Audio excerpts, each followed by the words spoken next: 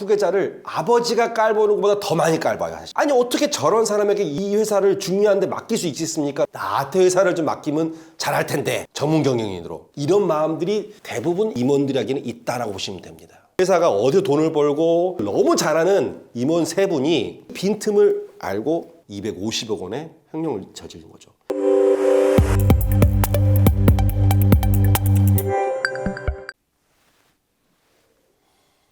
안녕하십니까. 기업백년연구소의 김기백입니다. 지금 앞선 영상부터 흘러오는 얘기가 가업승계가 도대체 무엇인가? 그래서 여러분께 말씀드린 게 크게는 두 가지다. 상속하지 말고 승계하세요. 또 크게 두 번째 뭡니까? 물려주려고 하지 말고 존속해 하세요. 그렇죠? 물려주지 말고 존속해 하는데 그럼 무엇을 존속하게 해야 되느냐? 그래서 그거를 다시 세 개를 쪼개봤습니다. 하나는 뭡니까? 경영자가 교체되어도 회사가 존속하게 할 수 있는 그 무엇을 만들어라. 두 번째 시간입니다. 오늘은 임직원이 교체돼도 회사의 핵심 역량이 훼손되지 않고 기업이 존속될 수 있도록 해라. 이제 다음 영상은 시대가 변해도 기업의 업의 정체성을 지키면서 비즈니스 모델을 이제 변화시켜 나가고 경쟁력 있게끔 만들어 놓은 그런 얘기인데, 오늘은 2-2에 해당하겠죠. 임직원의 교체가 되더라도 핵심 역량을 훼손하지 않고 기업이 존속하게 해라. 경영자만 4세대가 이어져서 100년을 가게 하는 게 아니라 그 와중에도 물론 중소기업, 중견기업이 경영자의 몫이 반 이상이라고 하지만 그래도 회사를 각 부분 요소마다 잘해주는 직원들이 없다면, 임원들이 없다면 역시 회사를 경쟁력을 가져가기는 어렵겠죠. 이분들을 어떻게 할 것이냐?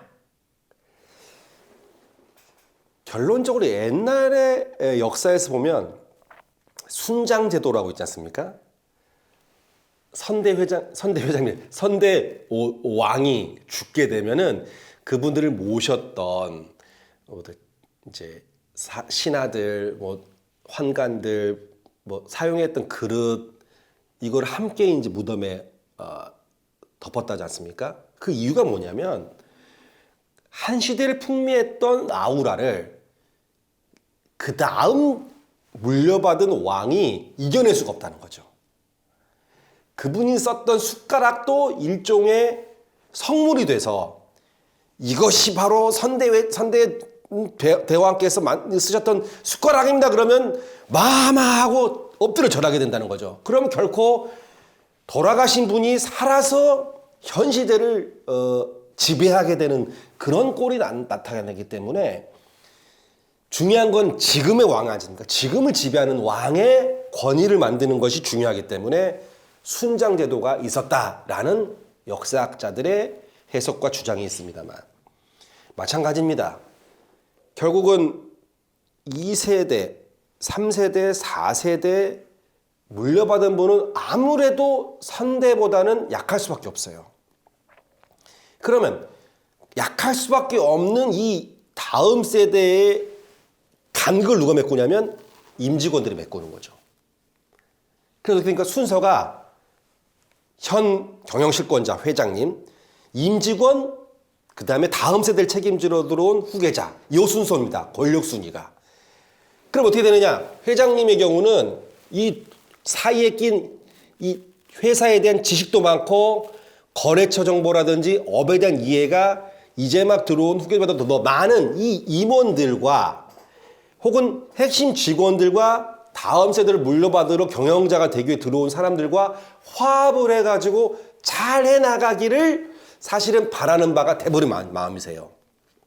그런데 제가 번역한 후계사장의 인생이라는 책에도 그 점을 가장 심도 깊은 갈등 요소를 집어넣습니다만 쉽지 않습니다. 이게. 이분들이 후계자를 아버지가 깔보는 것보다 더 많이 깔봐요. 사실은.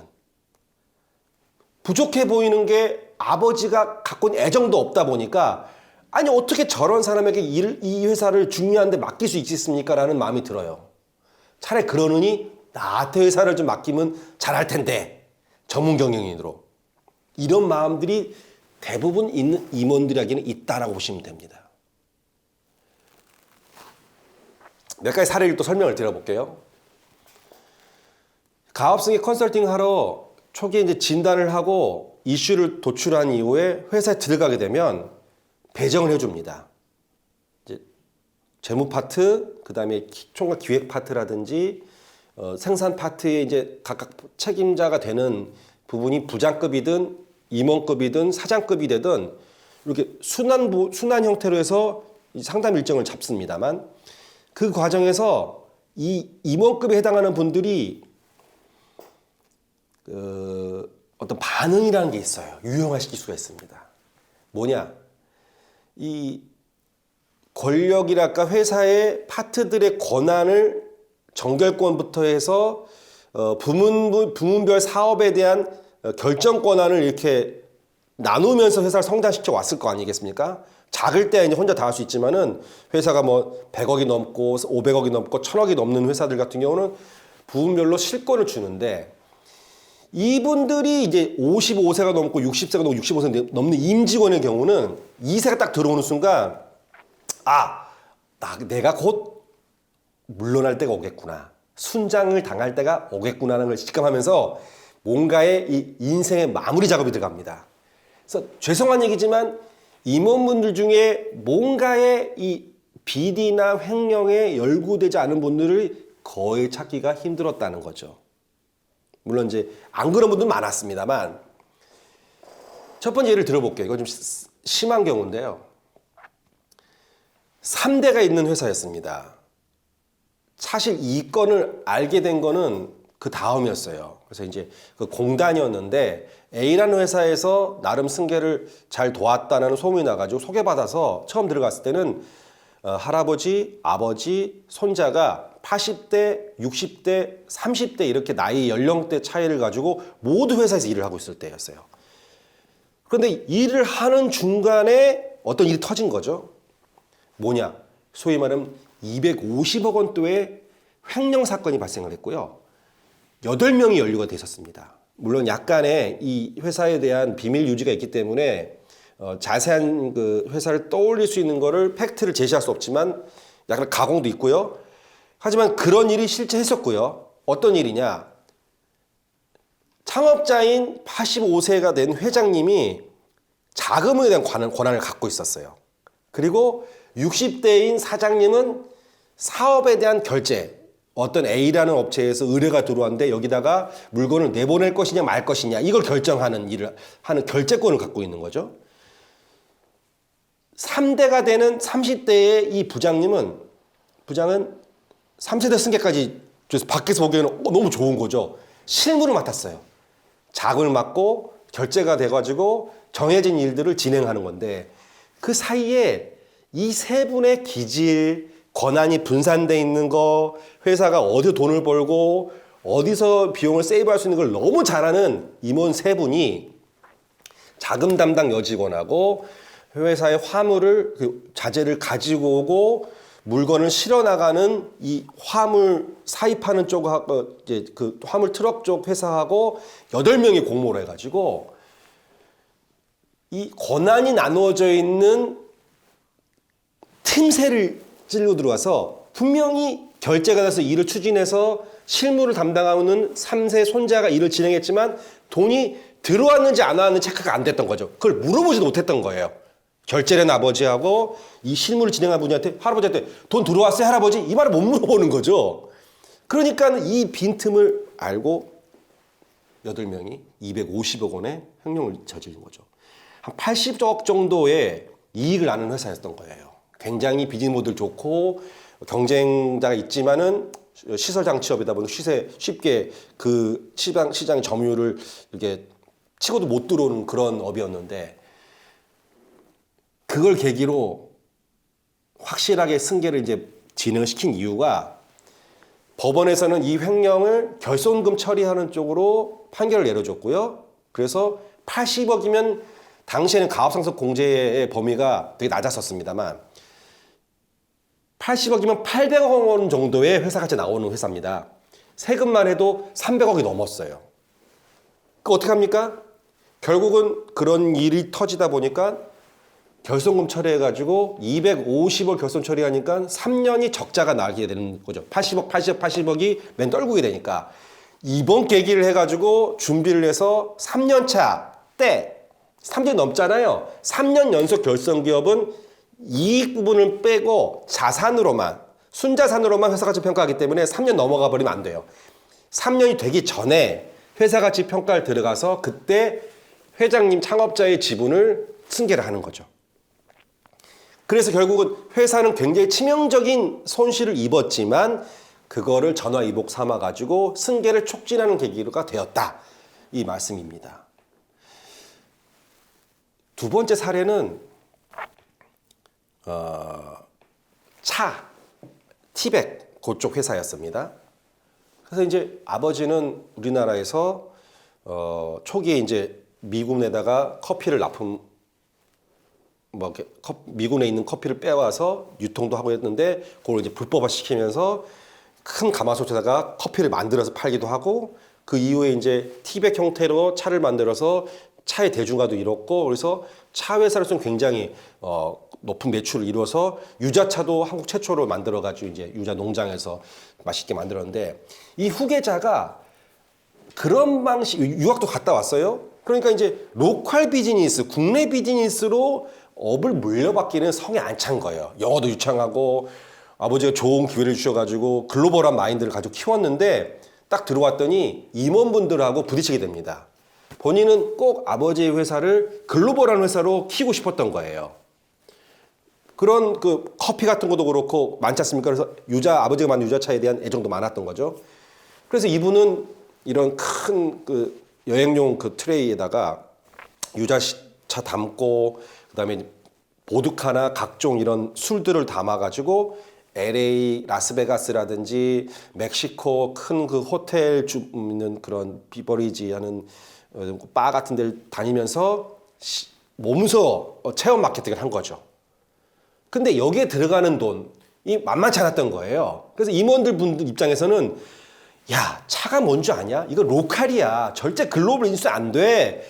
시시건건 후계자의 다음 회사에 존속 가능하게 하기 위한 그 판로로서 비즈니스 모델 영역으로 도메인으로서 생각하는 부분하고 오래된 창업 공신자 임원분들하고 부딪혔던 겁니다. 결국 아버지 입장에서 좀 잘 좀 지내봐. 아들에게도 틈만 나면 이분들 없이 어떻게 회사를 하려고 그래. 이분들과 함께 손을 잡고 화목하게 지내. 말 좀 들어. 이분들 말 허투루 들을 말들 아니야. 한때 기라성같이 치고 나갔던 사람이야. 전국에 있는 이마트에다가 우리 차가 쫙 들어간 것도 김전무 덕분이야. 이렇게 해서 화목하게 하고자 했으나 이 오래된 임원분들과 새로 그 회사를 다음 세대를 맡게 때 후계자가 그리고 있는 회사의 상 자체가 틀렸던 거예요. 그 회장님 입장에서는 어떠한 상황의 순간 때는 손을 들어주거나 한쪽으로 회사의 다음 존속하게 되게 되는 키는 무엇이겠구나라는 부분의 판단이 필요한데 결국 뭡니까? 맡을 사람 쪽 가야죠. 이 회사 어떻게 됩니까? 결국은 문 닫았습니다. 제가 알기로는. 그래서 가끔 이제 생각이 나가지고 검색을 해봐요. 그 차를 팔고 있나? 여전히 우자차는 팔고 있나 했는데 쇼핑몰에 올려놓은 져 있는데 더 이상 판매되지 않은 상품이다라는 문구가 뜨더라고요. 그래서 그 장면을 그 화면을 보면서 그런 문제가 원활하게 풀리지 않았구나 라는 이제 추측을 할 수밖에 없습니다. 잘된 경우는 이랬어요. 잘된 경우는 여전히 이 영상을 보시는 분들은 그래도 잘 화합하는 게 낫지 않을까라고 생각하시겠지만 결국은 어떻게 되냐면 세 번째 사례입니다만 이거는 중소기업 중앙회 강의하다 만난 후계자인데요. 굉장히 자신감 차 있더라고요. 그래서 봤더니 업은 그 전국의 편의점 브랜드 중에 하나에 70개 정도의 매장에 있는 포스, CCTV 이런 등등을 유지 보수하고 새로 오픈하게 되면 설치하고 문의가 오면 상담해주고 CS 해주고 이런 부분을 담당하는 외주사였는데 역시 창업자분께서 회사를 같이 키우신 분들이 있었습니다만 이 해병대 나왔어요. 아주 똑똑하고 기백도 넘치고 패기도 있어서 추진력도 있고 영업도 좋고 기능도 좋은 이 후계자 입장에서는 아버지와 함께 해온 분들과 다음 세대 비즈니스 모델을 함께하기 어렵다는 판단 하에 아버지하고 딜을 한 겁니다. 아버지 물려받긴 할 건데요. 저분들에 대해서 은퇴 시기를 공식화 시켜주시고요. 대부분의 이제 중소기업에서는 그게 없거든요. 근로계약서에 은퇴 나이도 없고요. 실제 그런 분을 대체할 만한 사람을 열심히 목표해왔기 때문에 은퇴를 시킨다는 거는 본인이 회사의 경영자의 은퇴 시기를 생각을 못했던 것처럼 그분들의 은퇴 시기도 사실은 우야무야 그냥 정황 없이 그냥 오고 있었던데 후계자 입장에서는 그렇게 해서는 회사를 이제 새로운 시대에 맞게끔 막 SNS 마케팅도 하고 어떤 그런 새로운 채널을 뚫고 글로벌 비즈니스를 가게 하고 이런 비전을 세우기에 후계자 입장에서는 그분들과 함께 할 수 없다는 판단이 들었던 거죠. 그래서 아버지가 딜을 하기를 해병대 갔을 때 만났던 후임들이 있다. 근데 걔네들이 유사하게 관련 업을 한 애도 있고 하지 않은 애가 있는데 3명을 드릴 테니 이 3명과 함께 영업도 하고 새로운 비즈니스도 만들고 회사를 키울 수 있게끔 보장해달라. 딜을 한 거예요. 어떻게 되겠습니까? 이 회사의 경우는 후계자의 손을 들어줬어요. 그럼 그 과정에서 어떻겠습니까? 아버지가 하기 힘든 말을 해야 됩니다. 자, 우리 회사는 지금부터 몇 살 때까지만 회사에서 근무한다라는 정년을 정하고요. 거기에도 동의를 받고 연봉계약서를 작성할 때 그 부분을 명시한 부분을 새로운 양식을 동의받는데 임원들의 상실감이란 이루 말할 수가 없죠, 사실은. 이것밖에 안 되나? 이런 정도의 쓸모가 다 했나? 이런 상실감들이 대기업에 가지 않고 중소기업에 온 윤희는 그래도 그나마 오랫동안 더 할 수 있다는 가능성 때문에 이 평생을 바쳤는데 섭섭하다. 이러한 임직원의 핵심 역량을 만들고 있는 임직원분들의 처우 부분을 어떻게 하실 거에 대한 결단을 내려주지 않으면 결국 다음 세대에 승계할 새로운 임직원분들이 차지할 자리는 없게 됩니다. 첫 번째 가업 승계란 무엇인가에서 차라리 이제 상속과 승계에 대한 이야기는 받아들일만 했다고 생각이 듭니다. 그런데 이제 물려주지 말고 존속해 하라는 얘기가 문장으로는 되게 그 좋은 말이야 싶지만 그 깊은 속뜻을 지금 풀이를 하나씩 해 들어가고 있는데요. 사실 본인의 부재를 상상하고 전제하에 뭔가 준비한다는 거 정말 어렵더라고요, 현장에서. 임직원에 대한 얘기는 차라리 본인이 결정을 내리면 될 부분인데 임직원 부분에 핵심 역량이 교체되더라도 다음 경영자를 중심으로 새로운 핵심 역량이 구성이 돼가지고 그것이 기업에 존속해 하는 힘으로 또다시 될 수 있다는 부분을 설명드릴 때 내 문제가 아니잖아요. 나랑 함께 생사고락을 함께 했던 사람들의 얘기를 해야 될 부분이잖아요. 이거는 난이도가 더 어렵더라고요. 차라리 지분을 정리해서 넘겨주는 거는 아주 쉬운 문제예요. 어쩌면은.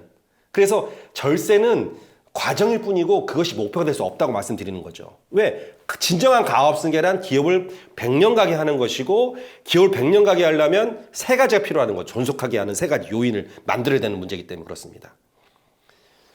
그래서 오늘 임직원이 교체되더라도 회사의 핵심 역량이 훼손되지 않고 기업이 존속되게 하는 것, 그것이 가업승계다.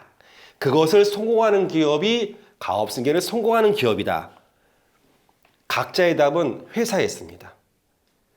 이렇게 꼭 하세요라고 말할 수 있는 부분은 없습니다만 오늘 말씀드린 여러 가지 사례들 보면서 들으시면서 우리 회사에서는 이렇게 해야겠구나. 인사이트를 받았으면 좋겠다 생각이 들고요. 그리고 인사 전문가들과 함께 귀사의 가업승계 중에 핵심 역량 부분들은 어떻게 할 것인가에 대한 답을 드릴 수 있는 준비가 되어 있으니 궁금하시거나 상담 문의하실 분들은 문의해 주시기 바랍니다. 이상으로 가업승계는 무엇인가 시간을 마치고 다음 시간에 한 번 더 뵙도록 하겠습니다. 감사합니다.